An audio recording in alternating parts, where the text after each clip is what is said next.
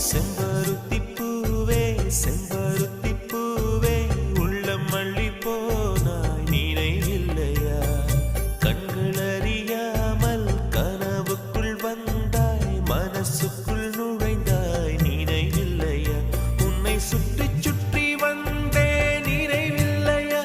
என்னை சுத்தமாக மறந்தே நினைவில்லையா அதை சொல்லத்தான் நினைக்கின்றேன் நான் சொல்லாமல் தவிக்கின்றேன் செம்பரு